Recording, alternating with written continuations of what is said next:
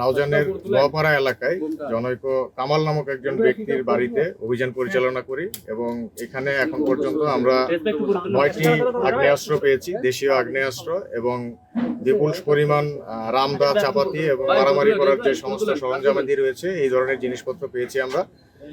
তো আমরা আসামি কামালকে গ্রেপ্তার করেছি এবং তার চাচাতো ভাই সোহেল সাথে ছিল। এই দুজনকে আমরা গ্রেপ্তার করেছি এবং তাদের বিরুদ্ধে আইনানুগ ব্যবস্থা গ্রহণ করা হবে।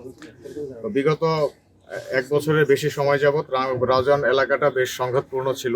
তো এর ভিত্তিতে আমরা রাউজানে প্রায়শই অভিযান পরিচালনা করেছি। তবে আজকে বেশি সংখ্যক অস্ত্র এবং অন্যান্য দেশীয় ছুরি, চাকু, রামদা এই ধরনের জিনিসপত্র আমরা ধরতে পেরেছি।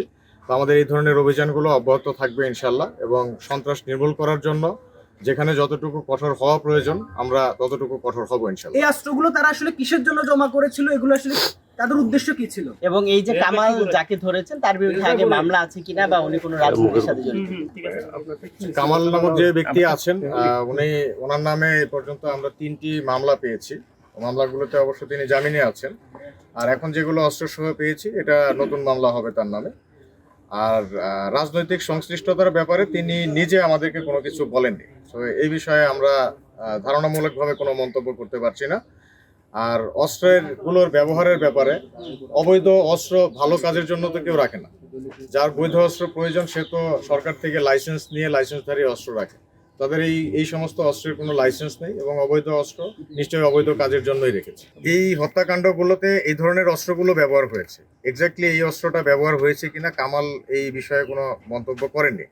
যেহেতু সে নিজে করেননি, আমরা ধারণামূলকভাবে কিছু বলছি না। তবে কোর্ট থেকে তাকে রিমান্ডে নিয়ে এসে বিস্তারিত জিজ্ঞাসাবাদ করলে হয়তো আরও বিস্তারিত তথ্য পাওয়া যাবে। এখন পর্যন্ত রাউজানে যতগুলো হত্যাকাণ্ড হয়েছে এর বেশিরভাগ হত্যাকাণ্ডের আসামিকেই কিন্তু র্যাব কর্তৃক গ্রেপ্তার করা হয়েছে এবং আইনের আওতায় আনা হয়েছে। তবে এই সবগুলোই রাজনৈতিক কিনা এই বিষয়টা হয়তো সম্পূর্ণ সঠিক হবে না। এর মধ্যে রাজনৈতিক ব্যক্তিগত বিভিন্ন কারণই রয়েছে, চাঁদাবাজি কিংবা বিভিন্ন প্রভাব বিস্তার অথবা ব্যক্তিগত কারণও রয়েছে। তো বিভিন্ন কারণে হত্যা হয়েছে। তবে একটা এলাকায় 17-18টা মার্ডার হওয়া এটা অবশ্যই অনেক বড় একটা সংখ্যা, এবং যে কারণে এই এলাকাটার দিকে আমরা একটু কড়া নজরদারি রাখছি। এবং আজকের অভিযানে আপনারা বুঝতে পারছেন যে আমরা এখানে কড়া নজরদারির মধ্যে যে তাদেরকে রেখেছি এটা আপনারা নিশ্চয়ই বুঝতে পারছেন।